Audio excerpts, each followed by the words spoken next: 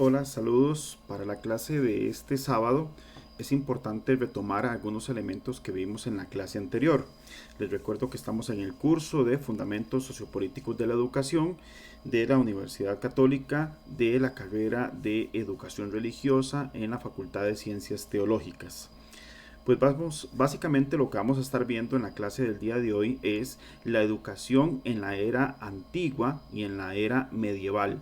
Vamos a ver si nos logra dar un poquito de espacio para poder avanzar hasta la época medieval, pero la pretensión o el objetivo de esta clase es poder abarcar varias épocas como tal. Primero, mencionarles que en la clase hemos estado hablando sobre la construcción de la línea de tiempo. Es importante poder distinguir en esta imagen que les estoy transmitiendo por acá cómo es una línea de tiempo. Básicamente estamos viendo que es una línea horizontal y que esta línea horizontal va a estar marcada por diferentes líneas o marcas, que es lo que se va a estar haciendo para poder distinguir los diferentes acontecimientos que vamos a estar hablando en la clase. Primero, en esta línea de tiempo quisiera que distingan algunas cosas. En primer lugar, estamos hablando que está la parte de la prehistoria.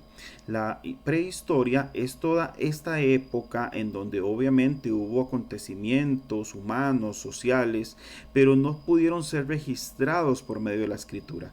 Lo que hace que un elemento se vuelva histórico es que haya quedado por escrito. Eso es el elemento central de la historia. La historia inicia con la invención de la escritura y estamos hablando que esta se puede fechar más o menos aproximadamente en el año 3500 antes de Cristo.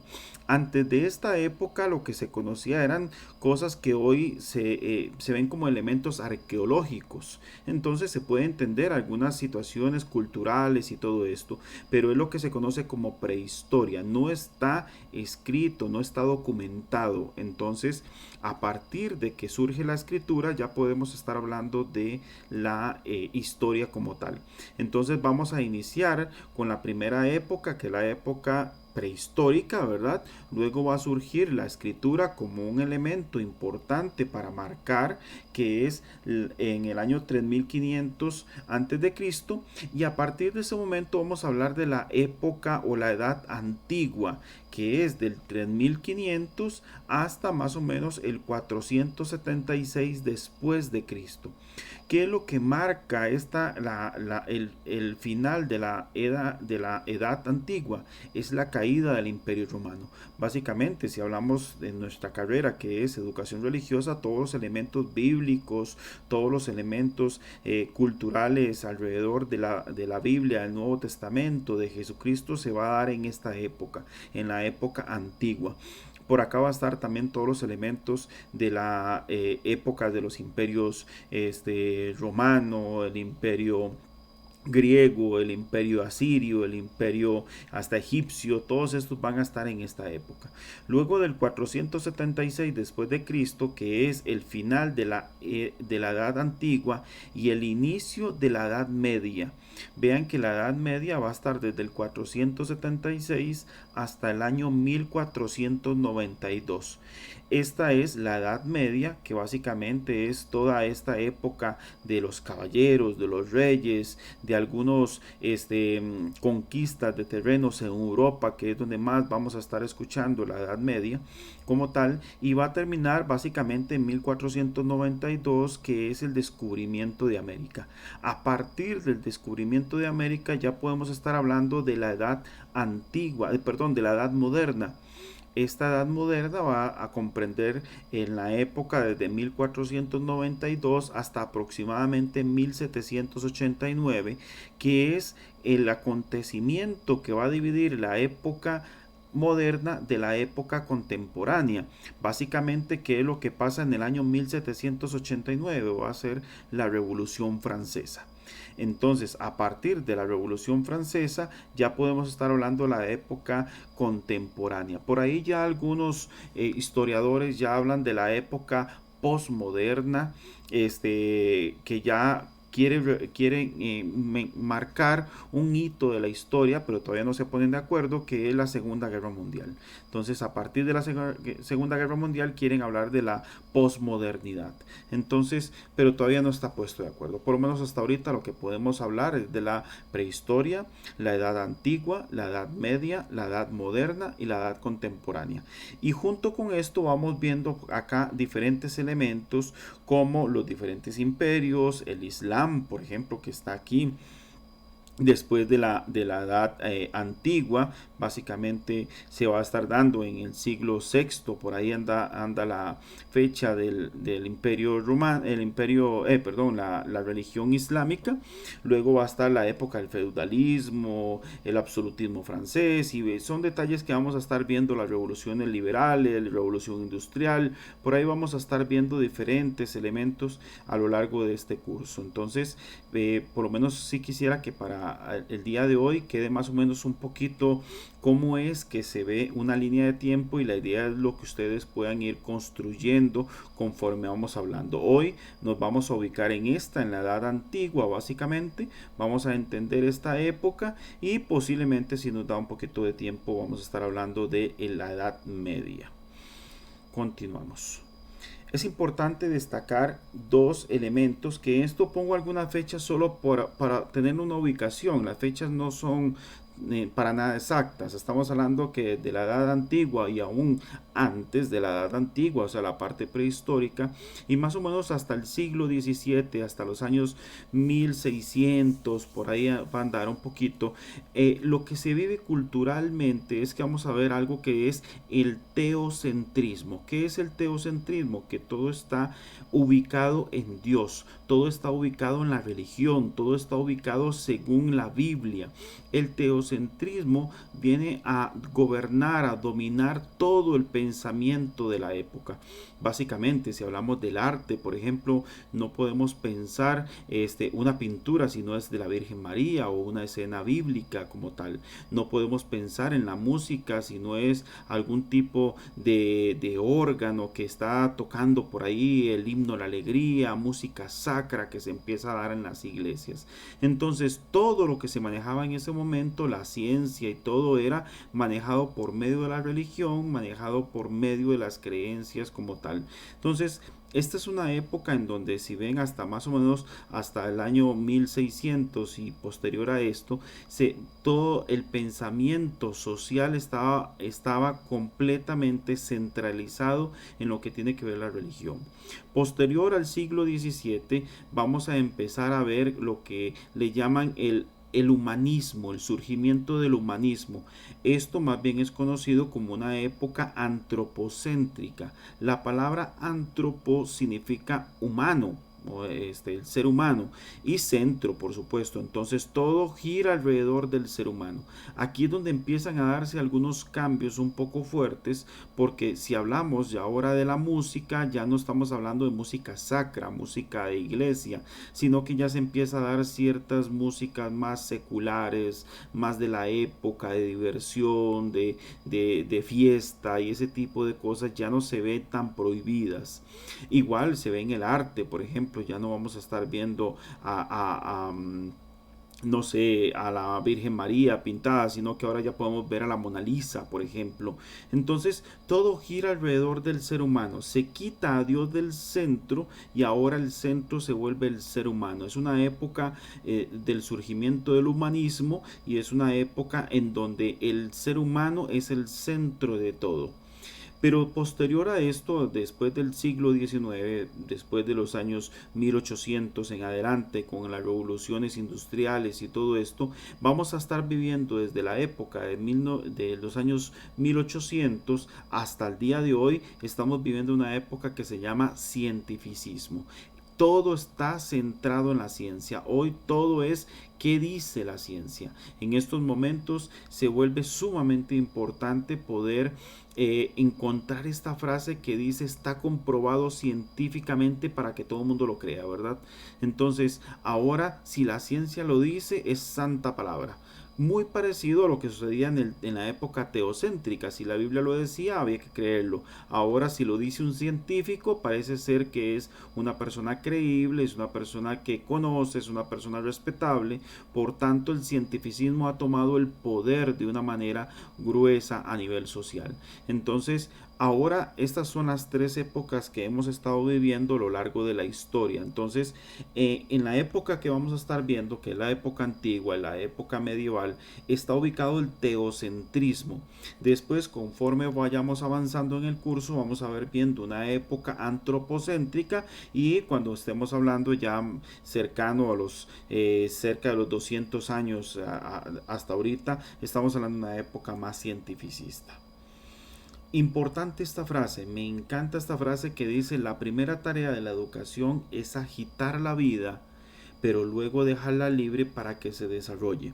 ¿Por qué me llama la atención esta frase? Porque esto es la tarea de la educación, en sentido de que la filosofía viene a agitar la vida, viene a generar preguntas más que respuestas.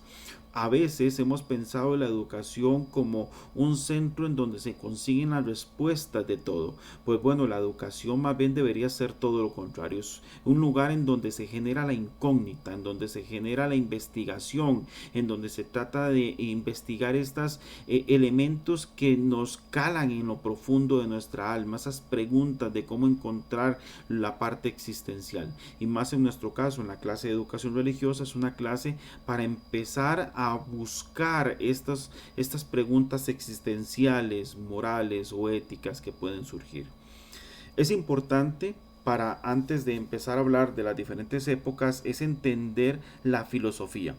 Primero, ya lo hablaremos un poquito más adelante, pero básicamente la educación formal como tal, lo que hoy conocemos, va a surgir de toda la filosofía, que la filosofía tiene un rasgo bastante importante. Lo que es filo significa amor y sofía significa sabiduría. ¿Qué es la filosofía? Es el amor por el conocimiento, es el amor por la sabiduría. Entonces se vuelve muy importante que nosotros podamos desarrollar en nuestros estudiantes este amor por conocer, este amor por la sabiduría. La filosofía como esencia es la búsqueda de preguntas, la respuesta de esas preguntas. No, la filosofía prácticamente no contesta, la filosofía pregunta y pregunta, eso es lo que va a hacer. Entonces aquí es donde se vuelve muy importante que la educación religiosa o la educación en general tenga este sentido de querer despertar esas preguntas del joven, esa curiosidad del estudiante. Entonces, la filosofía tiene un elemento sumamente importante en nuestra educación: encontrar el sentido de las cosas y sobre su propia existencia, cómo el joven tiene que llegar a encontrarse con esto que le rodea, por qué existe el mundo, por qué existen los objetos y cuál es mi propia existencia, cuál es el propio sentido de mi existencia. Que él logre empezar con esas preguntas existenciales sobre el quién soy, de dónde vengo, hacia dónde voy, por qué existe el mal, qué hay después de esta vida. Esas son preguntas que son filosóficas, que las podemos estar viendo desde Santo Tomás de Aquino, desde Aristóteles, Martín Heidegger, San Agustín, desde los diferentes griegos que nosotros nos podemos encontrar en la historia. Pero toda la filosofía se ha desarrollado alrededor de las preguntas. Entonces es importante empezar a desarrollar en ellos. Pues bueno, una de las tareas de la filosofía es hacer pasar a las personas del mito al logos, o sea, pasar de lo mitológico, que son ese tipo de creencias populares que tal vez no tienen un sustento científico, pasarlos de esta parte mitológica al logos, al verdadero conocimiento, a la verdadera ciencia.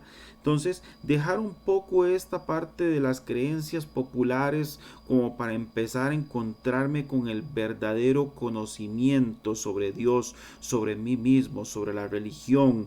Entonces, es muy importante que la filosofía nos vaya llevando por este caminar del desarrollo de las cosas míticas, básicamente al pensamiento racional y de la ciencia.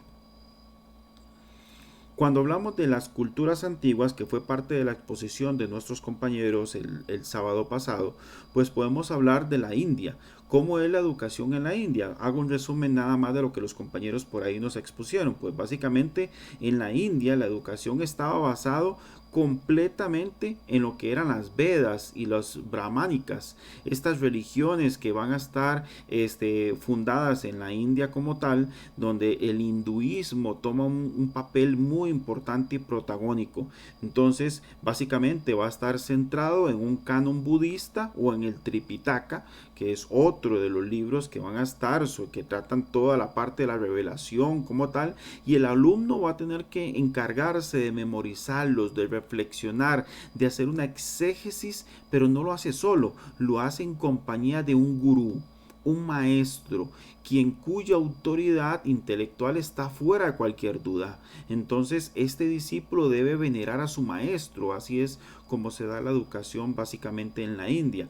Es importante que ellos logren centrarse, en este caso los varones, que son los que se les permite educarse, básicamente en el respeto a sus padres, en la piedad de los dioses, y la mujer debe también aprender ciertas virtudes y someterse a su marido en la fidelidad, la castidad, la obediencia, la resignación, la alegría y por supuesto llevar la perfección del hogar. Esto fue lo que los compañeros por ahí nos mencionaron. En lo que fue la cultura china, pues ya podemos ver que la cultura china tiene también este elemento religioso. La escuela surge desde la religión, religión o filosofías de la parte confucionista, aunque hubo una etapa preconfucio básicamente, pero va a tener todo este rigor fundamental de la moral, que va a estar llevando lo intelectual básicamente a la disciplina, a la música, al interior de la persona, a encontrarse con esta serenidad, a encontrarse con las celebraciones. Es muy importante, la cultura china entiende muy bien la ceremonia, las celebraciones y toda esta parte de la elegancia, del esmero, el rigor, las prácticas militares, como tal. El confucianismo en su visión de mundo determina las características, los objetivos y los contenidos de la educación de la antigua China hasta bien entrada el siglo XX. Vean cómo el confucianismo se dedicó a formar toda la cultura china, que es lo que hoy nosotros reconocemos mucho, cómo son de organizados y cómo estas personas logran concentrarse y todo lo que van a hacer, que es el desarrollo del cambio cultural china, ¿verdad? Pues bueno, el chino va a tener toda esta parte esencial de la filosofía confucionista. Después por ahí los compañeros nos expusieron un poco sobre Egipto y básicamente podemos hablar que en Egipto estaban las casas de educación y estas estaban dedicadas a la parte técnica y profesional. Algunas ellos tenían que estudiar toda la parte de geometría, la parte literaria, la escritura, el manejo de los jeroglíficos. Era una educación muy integral en donde ellos tenían que estar viendo las diferentes formas educativas. Los maestros pertenecían generalmente a la casta de los sacerdotes y tenían como misión mantener la supremacía y la autoridad de la casta superior y la sumisión de las castas inferiores. Entonces básicamente vemos como en el antiguo Egipto toda la parte escolar estaba basada en la parte religiosa dirigida directo por los sacerdotes. En la cultura hebrea o en la cultura judía, pues vamos a ver que todavía hasta el día de hoy la educación de ellos está basado propiamente en el Talmud y por supuesto en la Torá, que es lo que ellos van a tener como principio de su elemento educativo. Desde joven el niño va a estar a cargo de sus padres y luego va a pasar a cargo de la congregación o de la misma sinagoga, en donde va a tener que ir a aprender los elementos históricos de su propio pueblo, aprenderse su lenguaje original, que es el hebreo. Entonces van a estar en manos del escriba, de los rabinos, de los doctores de la ley. Entonces siempre va a estar esto hasta el día de hoy. El que se hace llamar judío pues va a tener que pasar siempre por la instrucción de un rabino para poder ser educado como parte de su cultura religiosa. En la antigua Grecia, por supuesto que Homero y Hesíodo van a ser los protagonistas y ellos van a tratar de manejar esta parte de la Ilíada o la Odisea, y luego por ahí Hesíodo también va a ayudar muchísimo con la teogonía. Toda la parte de la creencia de los dioses se vuelve muy importante, porque de esto se vuelve toda una educación moral. Entonces los hebreos, los griegos van a tener esta parte de una enseñanza muy integral, que es la parte física, moral, espiritual, en donde algunos de los pueblos griegos van a dedicarse más a la parte de las armas y otros más en la parte intelectual. Muestra de esto es todo lo que tenemos hoy, que hasta el día de hoy podemos encontrar elementos en nuestra educación de la cultura griega. Esta imagen que les pongo por acá, lo que va a traducirse es como conócete a ti mismo. Esa frase es muy importante a nivel de la educación, pues básicamente lo que busca es que el joven llegue a conocerse a sí mismo. No se trata que él sea un banco donde puedo yo almacenar todo el conocimiento que quiero transmitirle, sino que lo importante es que el joven llegue a reconocerse, que llegue a conocer sus talentos, conocer sus virtudes como tal. Entonces, la misión de la educación en sí misma está que el joven llegue a autoconocerse, que él llegue a conocer su proyecto de vida, sus anhelos, sus talentos.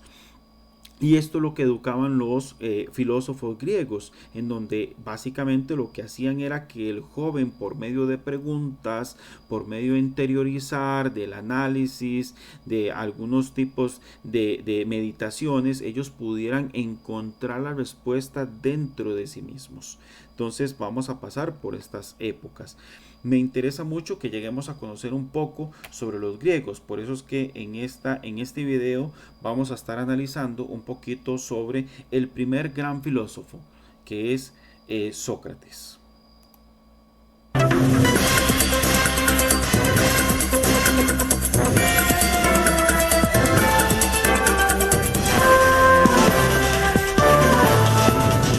Canal Enciclopedia.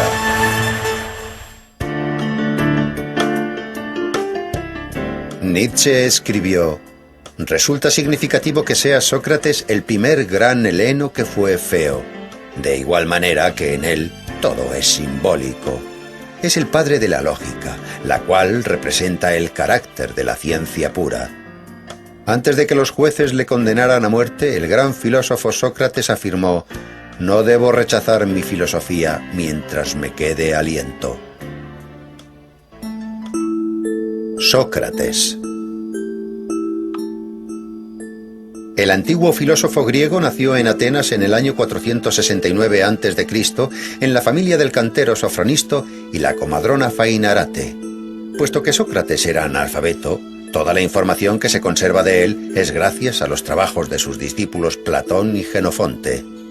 No existe mucha información sobre los primeros años de su vida, pero se sabe que con 17 años ya llamaba la atención por la gran agudeza de sus razonamientos y su facilidad de palabra.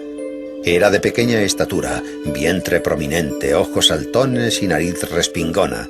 Aspirando a concienciar a los ciudadanos sobre la perfección moral, Sócrates realizaba numerosas tertulias, en las plazas y en las calles.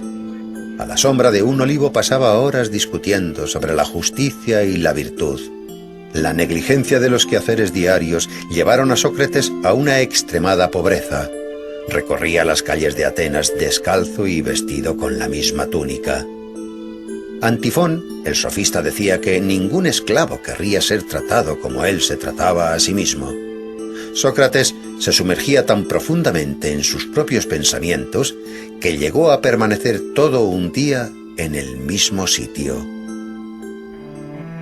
Aunque con el comienzo de la guerra del Peloponeso, cuando el peligro amenazó a su ciudad natal, Sócrates luchó valientemente por la protección de Atenas. Cuando el oráculo de Delfos anunció que Sócrates era el griego más sabio, el mismo filósofo se sorprendió mucho. Interpretó el oráculo como un enigma y se aventuró a encontrar hombres más sabios que él.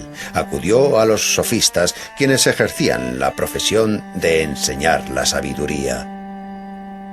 Fingiendo ser un ignorante, Sócrates preguntaba humildemente a los sabios de Atenas sus conocimientos sobre el bien, la belleza y la virtud.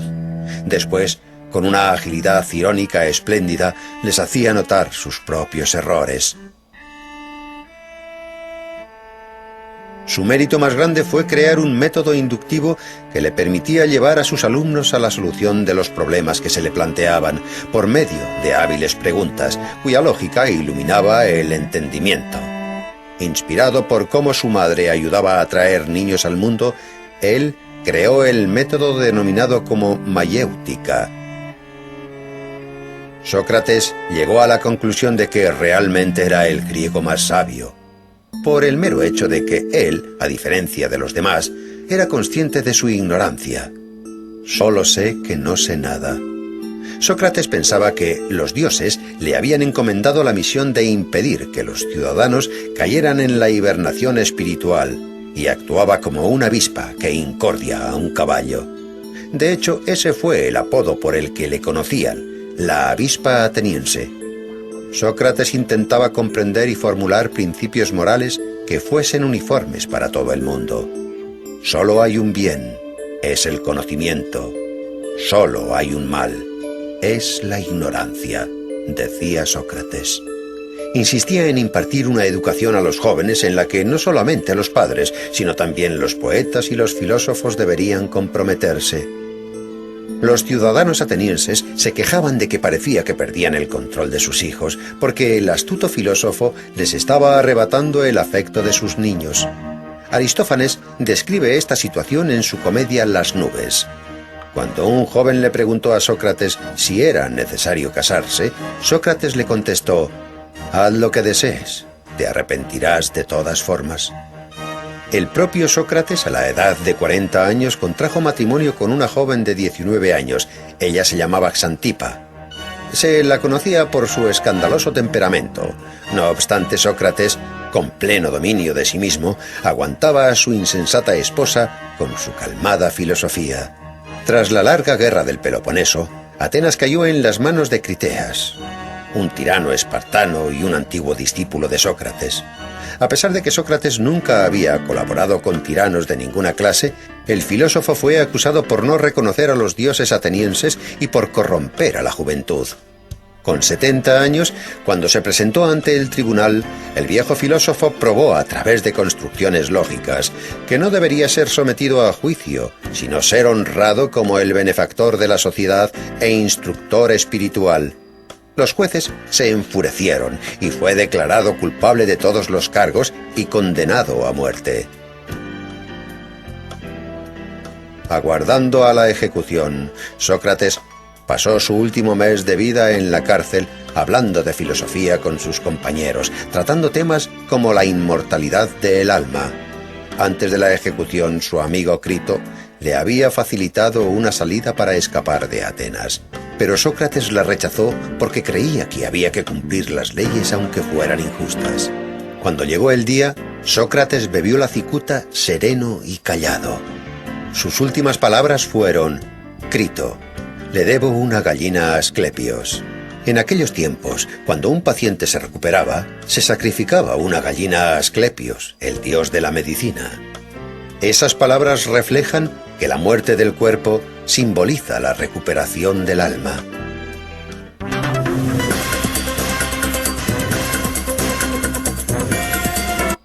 Ok, aquí podemos ver un poquito la historia de Sócrates, en cómo él fue el primer gran filósofo que se dedicó a enseñar a sus estudiantes basados en el método de su propia madre. Su madre era partera y por ser partera ayudaba a las mujeres a dar a luz los niños. Pues bueno, él decía que él era un partero también, que él ayudaba a que la gente diera a luz las ideas. Entonces, que él simplemente era un facilitador para que la gente diera a luz el conocimiento. Para él el conocimiento estaba dentro de todos nosotros y por tanto simplemente como maestro lo único que tenemos que hacer es ayudarle para que ese conocimiento salga dentro. ¿Y cómo lo hacía? Haciendo preguntas. preguntas y el estudiante tenía que contestar. Entonces ese elemento lo hemos perdido. Generalmente es al revés.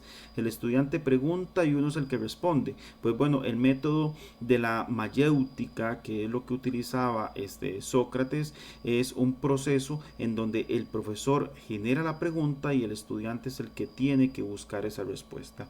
Aquí vemos algún tipo de paralelismo entre Sócrates y Jesús. Por ejemplo, ambos decían venir de parte de Dios. Ambos eran tomados como maestros, ambos enseñaban por medio de parábolas, ninguno escribió nada. Todo lo que se sabe de Sócrates es gracias a su discípulo Platón. Y lo mismo sucede con Jesús. Jesús no escribió nada, todo lo que sabemos lo sabemos por medio de sus discípulos. Ambos dejaron discípulos que escribieron, divulgaron, enseñaron y continuaron sus enseñanzas. Sócrates no solamente tuvo a alguien que escribió, sino que este maestro que se llamó Platón, le siguió los pasos. Igual sucedió con los discípulos de Jesús. Ambos veían la muerte como una gloria. Les recuerdo lo que dice el video. Básicamente Sócrates es condenado y se habla por el pervertir a los jóvenes, por tratar de incitar a los jóvenes a pensar. Entonces él fue condenado al destierro o a morir envenenado. Pues él decide morir envenenado tomando cicuta. Entonces ambos veían la muerte como parte de la gloria de su propia alma. Y ambos esperaban superar la muerte a una mejor condición. Jesús en la resurrección. Y para Sócrates era volver a este mundo de las ideas. Un mundo diferente, un mundo de perfección en donde nosotros volveremos a conocer todo lo que antes conocíamos. Era lo que él decía. Un mundo de las ideas. Ambos sabían de antemano su muerte y la forma en que iban a morir, y ambos pudieron escapar pero más bien la enfrentaron en total conciencia.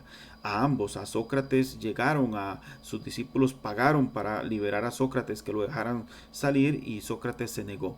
Y más bien les dijo, siéntense que les voy a dar la última enseñanza.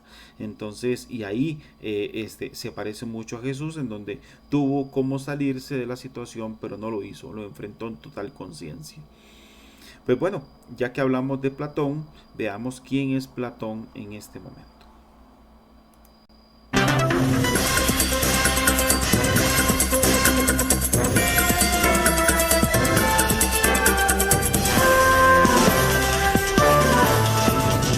Canal Enciclopedia. La escuela fundada por este antiguo filósofo se convirtió en un prototipo de la educación superior moderna. Los contemporáneos le denominaban el maestro divino. En sus obras se habla de una sociedad ideal y una inmortalidad del alma.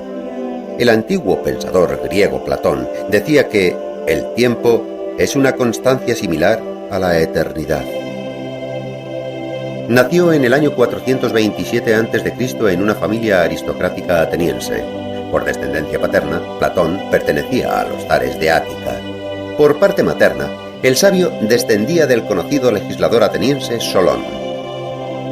Su nombre de nacimiento fue Aristócles. El joven Aristócles era de constitución fuerte y de hombros anchos. Por ello, le apodaron Platón, el de los hombros anchos. Su apodo se conocería a lo largo de la historia. Platón obtuvo una educación aristocrática en su juventud. Escribió versos y tragedias, estudió las obras de filósofos de épocas pasadas y además componía música y también dibujaba. Era un excelente gimnasta, dominaba la equitación, luchaba en combates individuales e incluso ganó numerosas competiciones por ello. Pero a pesar de su versátil educación, el joven era extremadamente tímido y prefería los empleos solitarios antes que dialogar con sus contemporáneos. A los 20 años, el joven Platón ya era considerado como uno de los ciudadanos más prometedores de Atenas. Poseía una brillante carrera política por delante, pero su destino le reservaba algo diferente. En el año 407 a.C., el joven aristócrata conoce a Sócrates, el filósofo que rondaba las calles atenienses.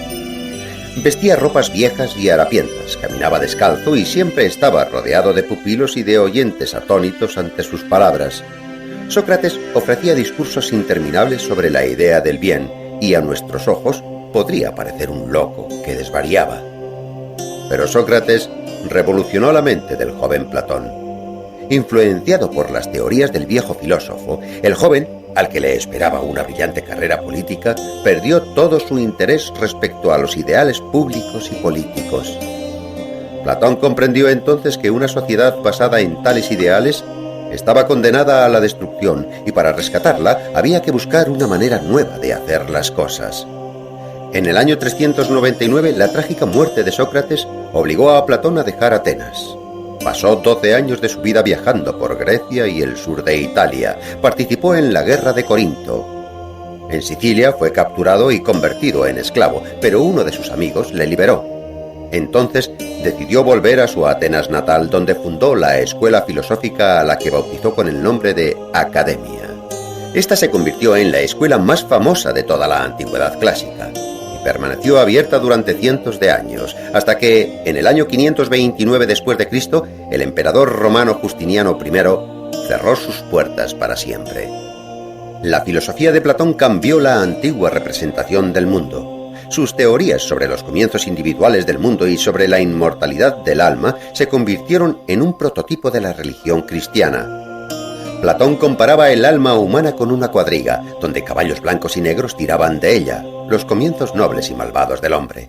El ecuestre, que maneja la cuadriga, es la razón. Cuando el ecuestre domina los caballos negros, el comienzo del alma, el alma puede crecer hasta asimilarse a la de los dioses. Uno de los temas centrales en la filosofía de Platón, el cual se expone detalladamente en su obra República, es la estructura ideal de la sociedad y el Estado. Platón confiaba en la realización y en la encarnación de sus ideas.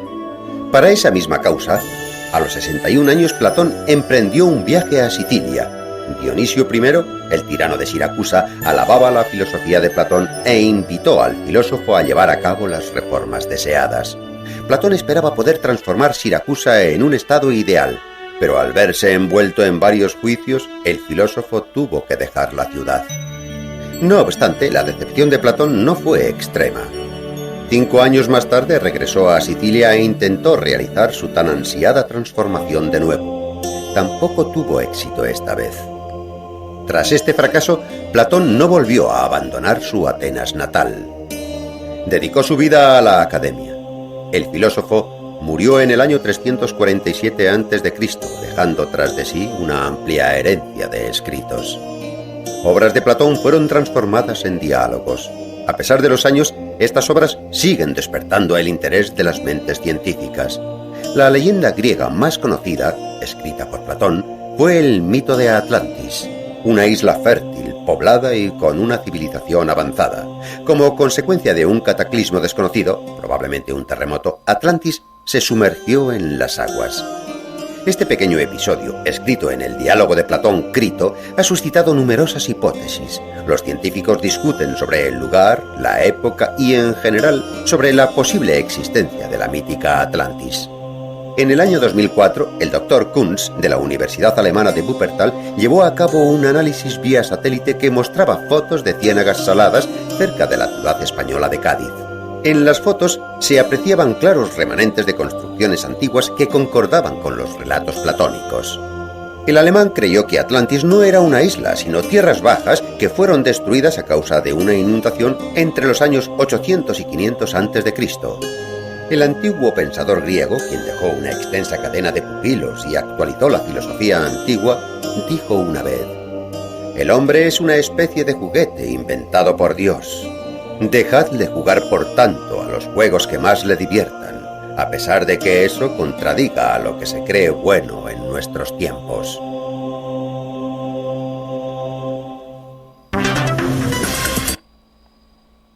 Pues bueno, la forma de Platón de trabajar fue la misma que utilizó su maestro, la mayéutica. Platón va a definirnos algo muy importante en la educación, que es la academia de Platón. Hoy podemos hablar de muchas academias que existen y eso en honor a la escuela, al método, al lugar que utiliza Platón para poder dar su enseñanza como tal.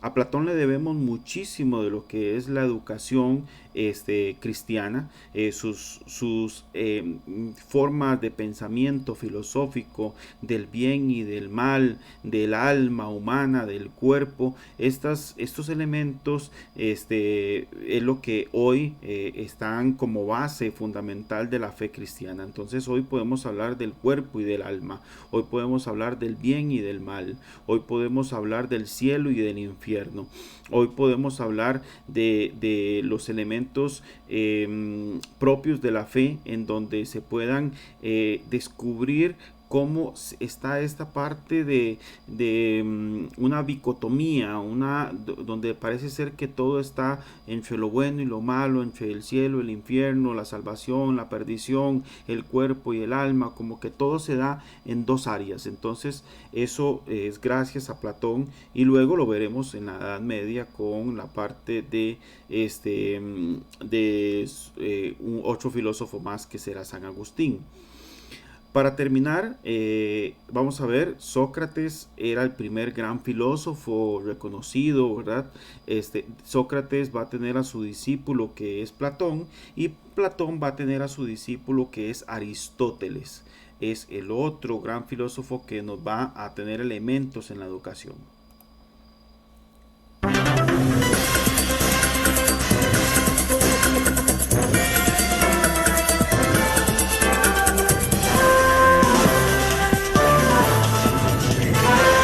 Canal Enciclopedia.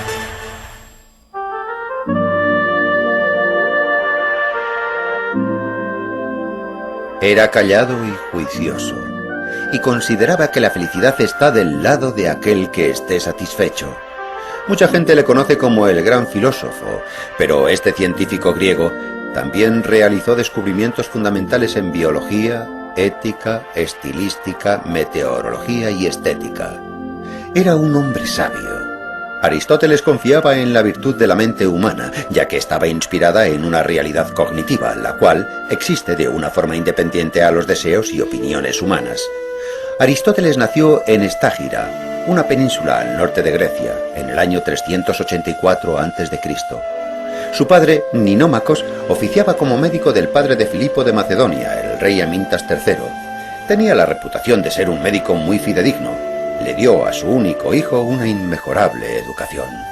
Desde su niñez, Aristóteles estaba ya destinado a seguir los pasos paternos y, en consecuencia, se comprometió muy seriamente a los estudios de farmacología y anatomía, y probablemente asistió a su padre en varias intervenciones. En el año 367, Aristóteles viajó de Macedonia a Atenas para continuar con su educación. Durante el viaje, el joven tuvo que hacer uso de sus conocimientos médicos para salvar a un ciudadano adinerado de una infección sanguínea. Por lo tanto, con solo 17 años, Aristóteles ya estaba considerado como un excelente doctor. Una vez en Atenas, Aristóteles ingresó en la Academia Platónica. Tras 2 años de duro trabajo y esfuerzo, ya era capaz de impartir lecturas en retórica. El joven Aristóteles se ganó la confianza del viejo Platón y el derecho de unirse al círculo de los filósofos más sabios, los platónicos. A pesar de que el estudiante apreciaba a su mentor, Aristóteles también hacía críticas de sus puntos de vista. Un ejemplo son estas palabras escritas con su propia mano. Amicus Plato. Sed magis amica es veritas. Aprecio a Platón, pero aprecio más la verdad. Tras 20 años de impartir clases en la Academia de Platón, Aristóteles creó escritos sobre lógica, física, retórica y escribió tratados sobre la vida y el alma. En el año 347, cuando muere Platón, Aristóteles se traslada a Tárnea, en Asia Menor, pues allí se encontraba otro pupilo de Platón, Hermias. Una vez allí, el filósofo le ofrece su amistad desinteresada y su ayuda como consejero político. Aristóteles dijo: «La amistad es lo más necesario en la vida, puesto que nadie podría vivir sin amigos, incluso aunque sea el más dichoso». Aristóteles residió plácidamente durante 3 años en el reino de Hermias, pero cuando éste murió, regresó a Macedonia. Con 40 años, Aristóteles tuvo una calurosa bienvenida en Macedonia. Filipo de Macedonia disfrutaba las conversaciones intelectuales del filósofo y le propuso hacerse responsable de la tutoría de su hijo, el futuro Alejandro Magno. Durante los próximos 8 años, Aristóteles fue el profesor del que sería el futuro conquistador Alejandro Magno. Ciertos históricos han llegado a observar que, sin las nociones éticas, físicas y lógicas que Aristóteles le inculcó, Alejandro no hubiera desarrollado esa habilidad de estratega militar. En el año 335, cuando el gran Alejandro ascendió al trono y comenzó con sus conquistas, propuso a Aristóteles crear unas crónicas que narrasen todas sus gloriosas victorias. Este se negó. El filósofo prefería las actividades pedagógicas y meditar tranquilamente en el seno de la naturaleza en vez de las campañas militares. Antes de cumplir los 50 años, regresó a Atenas para formar su propia escuela filosófica. La escuela aristotélica estaba cerca del santuario de Apolo Licio, y en su honor la escuela se llamaría Liceo. Para enseñar filosofía, retórica y lógica a sus alumnos, Aristóteles rechazaba los métodos tradicionales y les inculcaba la filosofía a través de discusiones mientras caminaba con ellos por el jardín. A la escuela también se le denominaba con el nombre de perípatos, una especie de galería cubierta donde se discutía y se paseaba. Aparte de la filosofía, en la escuela también se creaban físicos, históricos, astrónomos y geógrafos. Aristóteles les decía a sus pupilos: para tener éxito hay que seguir a los que se tiene delante y no esperar a los que se tiene detrás. Junto con alguno de sus alumnos, Aristóteles realizó varios descubrimientos en diferentes ciencias que crearon la base para investigaciones más avanzadas en siglos posteriores. Estaba muy en contacto con la filosofía de la naturaleza y así la clasificó en el mundo inorgánico, las plantas, los animales y los humanos. En política creó la reforma constitucional y el Estado sistemático. Él consideraba que la monarquía, la aristocracia y la democracia moderada eran la mejor opción. En la estética, Aristóteles introdujo el concepto de la catarsis, la clarificación del espíritu humano. Pero en el año 323, tras la muerte de Alejandro Magno, la posición social de Aristóteles se vio en peligro. En Atenas se sostenían las órdenes de los macedonios y, en consecuencia, la ciudad se vio inmersa en una reacción antimacedónica. Cuando Aristóteles tenía 60 años, bajo el conocimiento de que Alejandro había seguido las pautas científicas de Aristóteles, los atenienses exiliaron al sabio fuera de Atenas. El gran filósofo pasó el resto de sus días en la isla de Calcis, en Eubea. Murió en el año 322 a la edad de 62 años. En los trabajos de Aristóteles se concentran todos los conocimientos y experiencias griegas. Han pasado los siglos y al final, en el siglo XX, la República griega acuñó sus monedas con el rostro del sabio Aristóteles impreso en ellas, junto con una de sus frases: todo hombre, por naturaleza, tiene aspiración al conocimiento.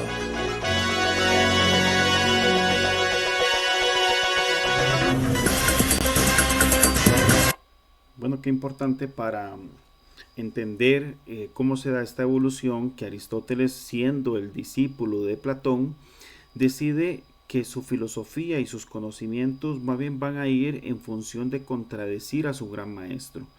Él dice: yo veo a Platón como mi amigo, pero aprecio más el conocimiento, en donde parece ser que las enseñanzas de su maestro no le llenaron completamente, y entonces Aristóteles va a llegar a ser este gran filósofo que no solamente tiene la parte filosófica del pensamiento, sino también tiene la parte científica. Ya empieza a aplicar elementos científicos, como lo vimos que él empieza a clasificar todos los elementos, seres, plantas, animales, empieza a hacer toda una clasificación, una taxonomía.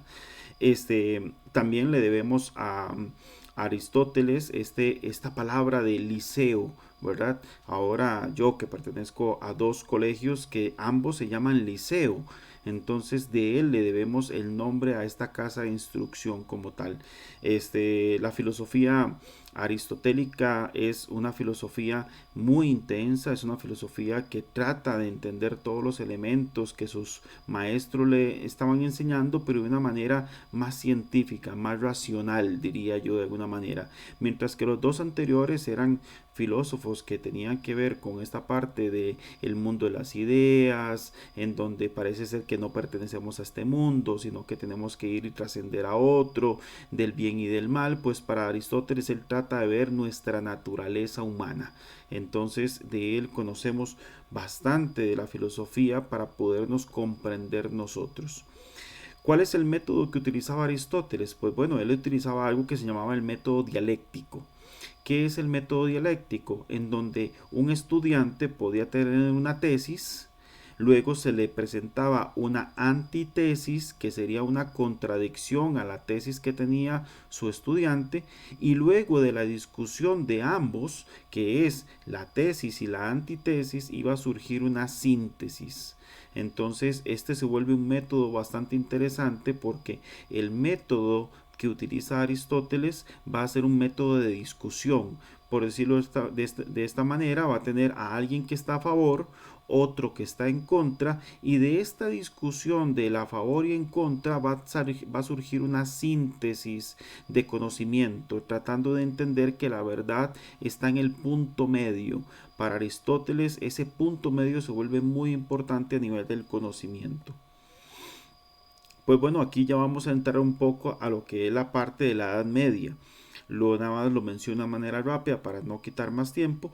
Básicamente estamos hablando que uno de los acontecimientos más fuertes va a ser en el 622, donde inicia el Islam. El Islam, después de la caída del Imperio Romano, está el cristianismo como uno de los elementos más fuertes de la religión, ya que el Imperio Romano se vuelve católico, se vuelve cristiano, y junto con volverse católico y cristiano se vuelve la religión oficial, y todo el mundo en el Imperio Romano debía de seguir el cristianismo.